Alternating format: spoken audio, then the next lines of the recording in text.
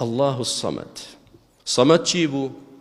الصمد المقصود، ئەوەی کە ڕووی تێدەکرێ، ئەوەی هانای بۆ دەبرێ، ئەوەی کە جێگای ئومێدمانە. الله الصمد. مسلمان لەبەرتە ڕۆژانە دەیخوێنیتەوە دەڵێ الله الصمد، دەزانی چەندێک بێ ئیمانیە و چەندێکیش بێ عەقڵیە کە تۆ دەڵێ الله الصمد دوایی هانا بۆ قەبرێک دەبەی، دوایی هانا بۆ شێخێک دەبەی، دوایی هانا بۆ تاغوتێک دەبەی، دوایی هانا بۆ مرۆڤێک دەبەی.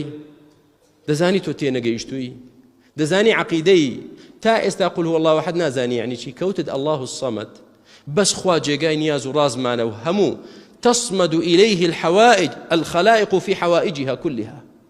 هەرچی مەخلوقاتە ڕوو دەکاتە خوا لە پێویستیەکانی، هەموومان ڕوو لە خوا دەکەین. تۆ چیتە لەگەڵ خوا؟ یا الله یا رسول الله.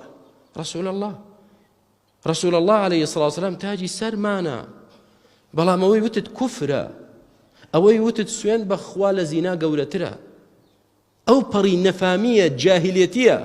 رسول الله چی مەخلوقی عەبد برتە ئاستی ئەو خوای کە سەمەدی هەموو مەخلوقاتە. چۆن وا دەکەیت؟ تۆ تێنەگەیشتووی تا ئێستا دینەکەت چیە؟ دینەکەی تۆ دینی تەوحیدە. چۆن من دەڵێم یا الله، محەممەدی عليه الصلاة والسلام دەیفەرموو یا الله، نوح دەیفەرموو یا الله، ئیبراهیم دەڵێ یا الله. ئێستا تۆ بۆ لێت تێک چووە ئەوانە دەبیتە ئاستی خوای پەروەردگار و لەگەڵ خوا هانایان بۆ دەبیت. ئەجینا کاتێک کەوتت الله الصمد تەواو کۆتایی هات. ئەوەی کە من ڕووی تێدەکەم، ئەوەی هانای بۆ دەبم، ئەوەی کە عەقیدەم پێیەتی، ئەوەی کە پشتی پێدەبەستم بەس ئەڵڵایە.